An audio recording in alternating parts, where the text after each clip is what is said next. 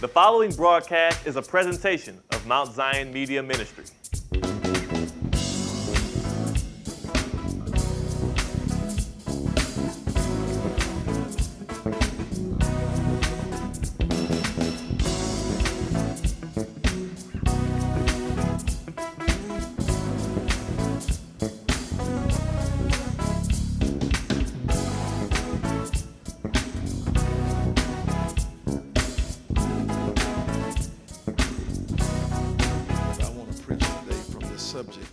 Can you still believe?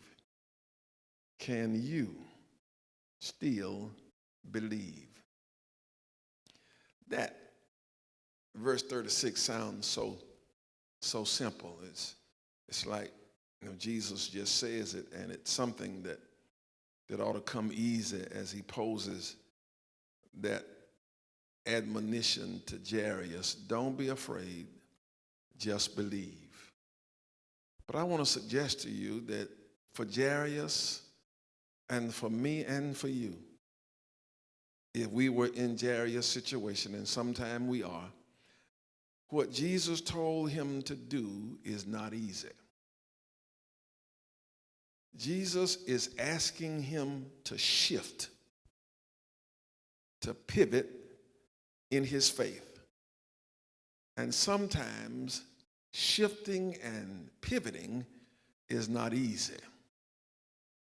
And let me just open this up and show you what I'm talking about. If you go back to verse 21, when this portion of the story starts, what you have is a synagogue ruler who believes in Jesus and goes to him and expresses where his faith is.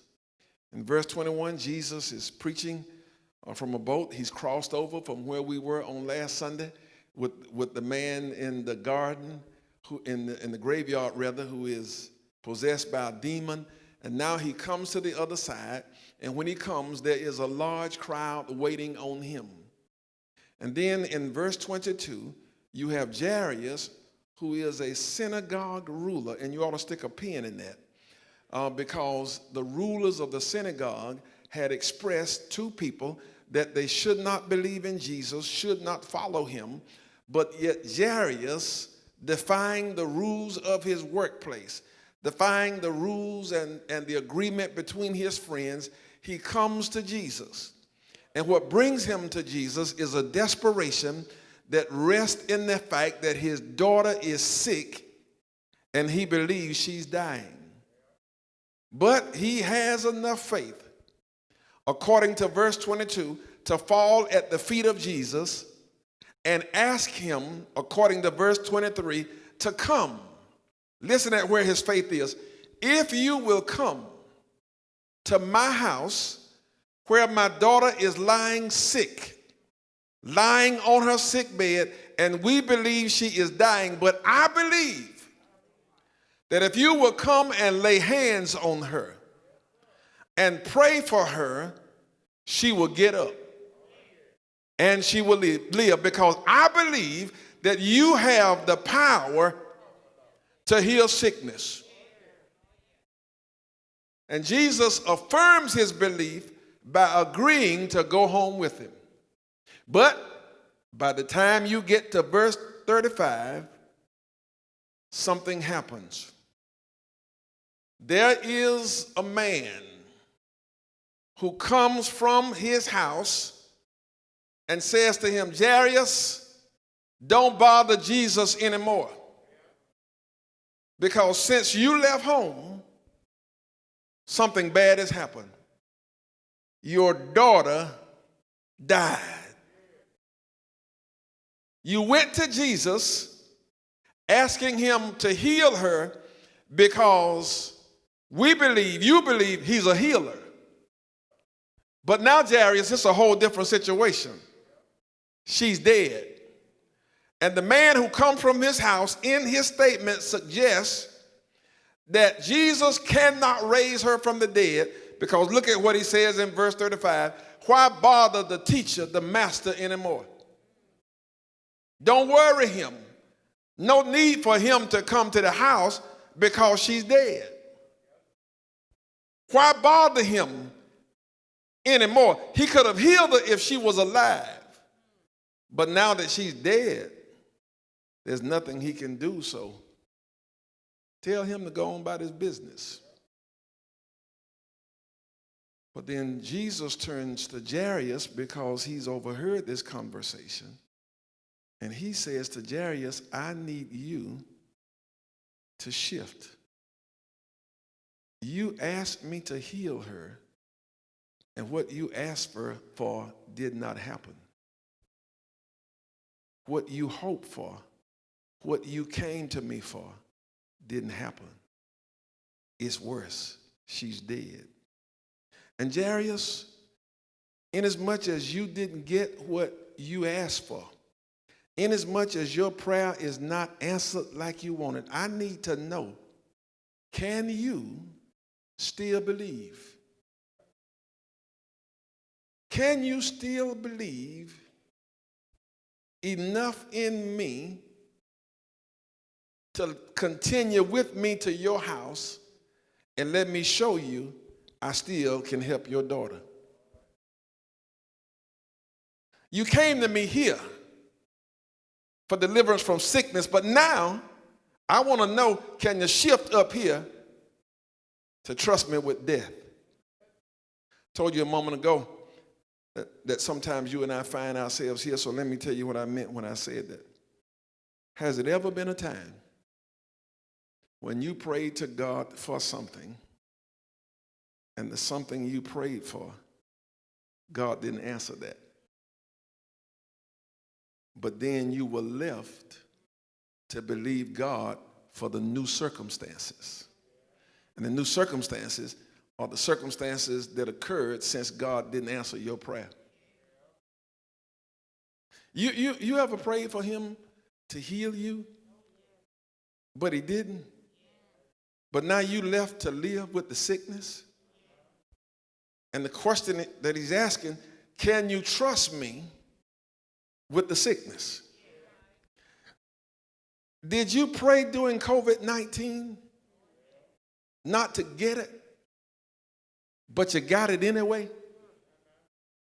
Can you pivot? Can you shift and trust him now that you have it? Did you pray that some family member didn't get it, but they got it? And then we pray, you pray, but they died. And now you are living in a whole new set of circumstances. Life for you has shifted, and God is asking, can you still trust me even though they died?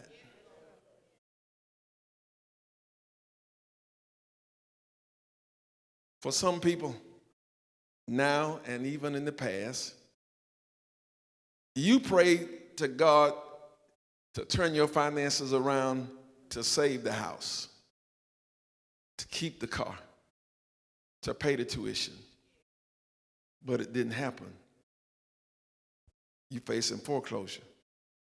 The repo man might be looking for the car. The children are scratching their head up there in school, scared that by the time the final date for paying fees, they don't know. God is saying, can you still trust me?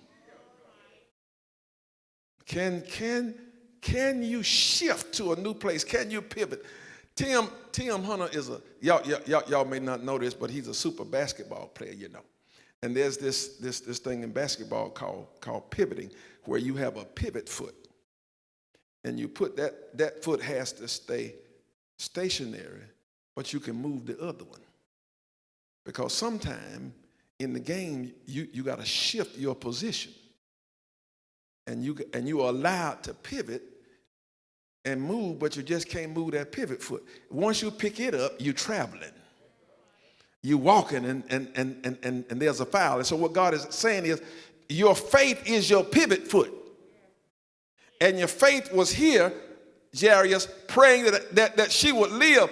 But now that she's died, I want to know, can you pivot? Can you move? Can you change and still trust me and not walk away from me. And let me show you something. There are a lot of dynamics in this text that made this a heavy situation for Jairus. And if you look at it, it's a mirror for you to see yourself too. It's a mirror for me to see myself too. Let me show you the first dynamic that he has to deal with before he answers this question. He has to deal with this emotion. The emotion that comes with seeing somebody else being blessed when your blessing appears to be denied. Come on, let's be real. Don't we get in our feelings sometimes? When we've been praying and we've been looking and we've been trying to get the opportunity, and then somebody else gets in front of us. See, you got to look at what happened. Jairus goes to the lake where Jesus is. Jesus is there preaching and says, "Come, go home with me." And Jesus agrees to go, but it says, and the crowd that was there followed him. He was being thronged and pressed from every side. And this is what the crowd coming did. It impeded the speed with which Jesus could travel. So he's already slow. And then here come this woman who didn't go to Jesus, who didn't ask to be blessed, but sitting at home heard about him. And that he had come to town and said in her mind, if I can just touch the hem of his garment, I know I'll be made whole. And as my dad would say, and she came and she elbowed her way through the crowd. Y'all need to get out my way. I got to get to Jesus. And the King James Version talks about the fact that she touched the hem of his garment. So at some point, while she was elbowing her way through the crowd, she had to get down on her knees and crawl to him. And she pushes her way through the crowd, touches the hem of his garment, and Jesus stops. Why does he stop? Because he felt power, virtue go out of him. And he turns and says, who touched me? His disciples' response is human. Lord, you are stopping to ask who touched you? In this crowd of people, a whole lot of folk touching you. He said, I'm not talking about no casual touch. But somebody touched me and got healed. And I want to know who it is. And finally, the woman comes forth and said it was me. And the Bible says, and the woman tells him her whole story. Jesus, 12 years ago, I got sick. Started bleeding. I thought it was a normal month, but turned out it wasn't. The blood just didn't go away. It just kept coming. And then Jesus, after a while, you're bleeding, you get sick. And so I went to this doctor, that doctor, and finally I spent all that I had. Wasn't no Medicaid, wasn't no Medicare, wasn't no. And so I spent all I had, and I only got worse. But when I heard about you, when I heard folk talking who had had their lives blessed by you, I said, if I could get to you. And so Jesus, what I did, I came to you, I touched your garment, and I have been made whole. And let me show you something. Look at verse 34. And he said to her, daughter, your faith has healed you. Go in peace and be freed from your suffering. Now look at verse 35. While Jesus was still speaking, some people came from the house of Jairus, the synagogue leader. Your daughter is dead. While Jesus is telling the woman that you are healed, that your faith has made you whole, and just blessing her with all of these words of affirmation, and she's giving her testimony, Jairus gets word that his daughter is dead. I'm the one, Jesus, who sent for you. And you got to understand, Jesus, if this woman hadn't interrupted us, we may have made it to the house on time. But because of this crowd and this woman who interrupted you and she got her blessing, he could have been mad. He could have been upset. And being angry and upset could have interfered with his ability to assess whether or not he could move forward, because anger and resentment gets in the way. And I hope we are honest enough in here again to admit that there are times when we missed our blessing because we've been upset in our feelings because it looked like somebody else was getting theirs and you were not getting yours. Can I just be real? I can't tell you the number of times I've had members upset because it looked like somebody else was getting opportunity or blessings and they were not. And I'm talking about sure enough mad.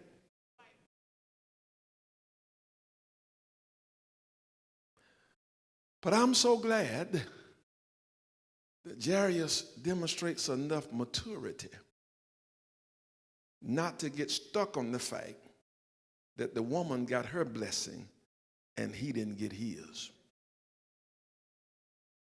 He could celebrate with her. And maybe even the words that Jesus said to her encouraged him. In verse 34, when he says, your faith has healed you. And maybe hearing that encouraged him to elevate his faith. To say if her faith healed her, maybe he had enough maturity not to get stuck in his feelings because somebody else got blessed and it appears on the surface that they hindered Jesus from getting to his house. Tell you something else in there. There are some believers who have a scarcity mentality. And I'm glad Jairus didn't have one because it would have messed him up. Jesus said the power went out of him. He felt it. If Jairus had been like some of us who got a scarcity mentality, it could have entered his mind that Jesus only got so much power. And if the power just went out of him to help that person, then there's no power left to help me. And as silly as that sounds, that's the way a lot of us act. We act like Jesus is limited in his capacity to bless, and so we start hating on people and getting jealous with people and having feelings toward God because somebody else has been blessed and act like God don't have enough left to bless us. You ever notice we really, not all of us, but a lot of us, we really can't celebrate with other folk when they get blessed? Yeah. We'll walk right by you and won't acknowledge that the Lord has blessed you. We will walk by you and won't say anything to you and get to the next person and talk about you. And we'll find ways to demean it, and it's like their blessing is hurting your ability to be blessed. And can I tell you, God got enough for everybody. He hadn't run out. He can bless you, bless me, and still got some more. You don't have to be jealous.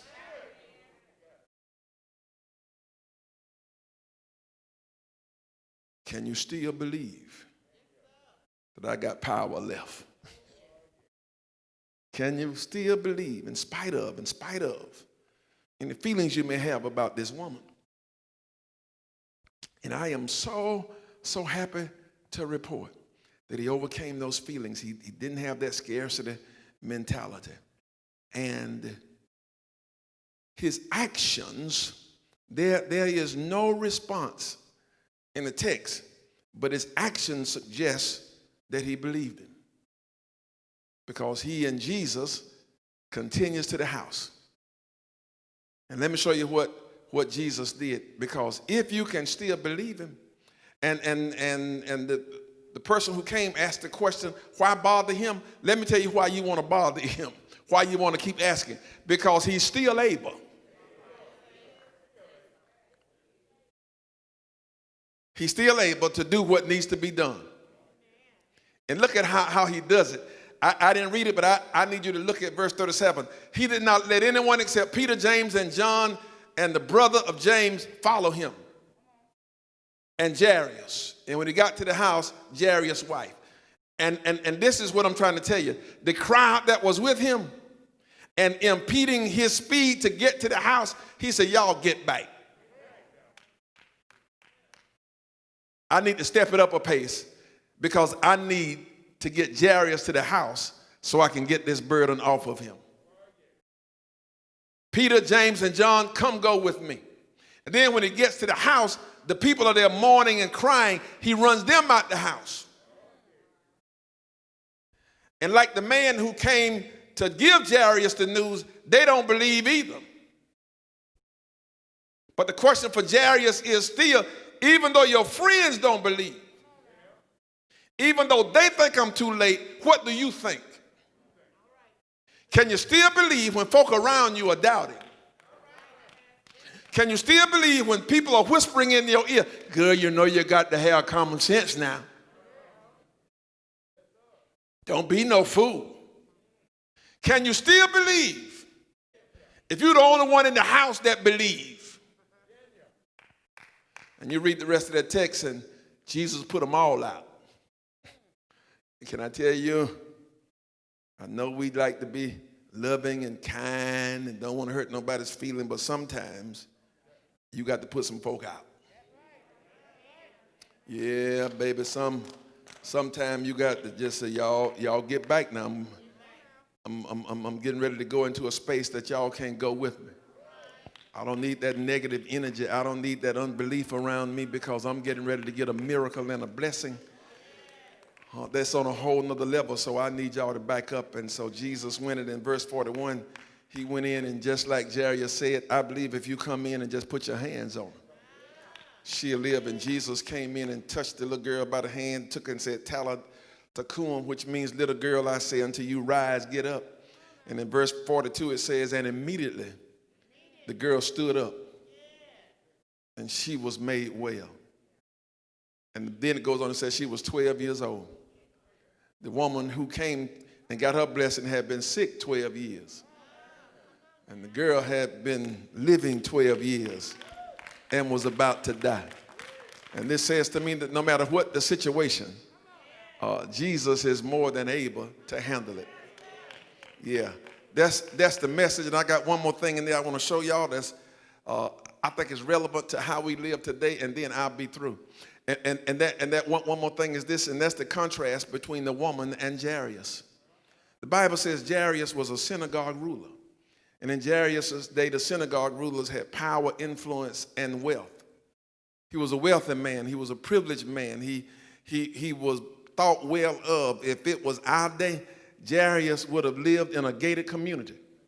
Jairus would have been a part of some very influential fraternity. Jairus would have sat on boards. Jairus would have drove a nice automobile. He would have had nice clothes, would have been well respected. And Jairus came to Jesus, and Jesus responded to him. But the woman, on the other hand, she was broke. Whatever she had, she said she had spent it all. She had no job. She lived in no gated community. She was not a part of no influential sorority. She was not thought of as a person in the community to be looked up to. I'm trying to tell you, Jairus in our language was on the top and she was on the bottom. But when they both came to Jesus, they both got what they needed. Because unlike the world, God is no respecter of person. And I didn't want to close without saying that, because in the times that we are living in, it's like we are struggling between the haves and the have-nots. Those that have are trying to get and keep all they can get, and those that don't have struggling trying to get a piece of the pie. But I am so glad that when it comes to the Lord, it doesn't matter what your lot in life is. Class don't matter, income don't matter, education don't matter.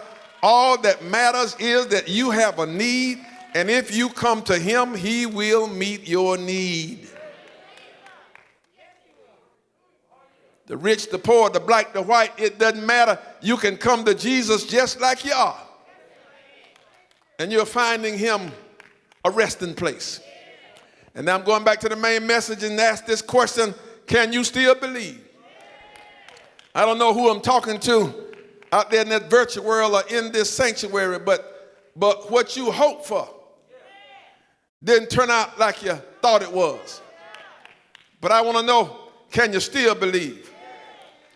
Can you pivot your foot and trust God in a new situation? The house situation didn't work out like you thought it should have.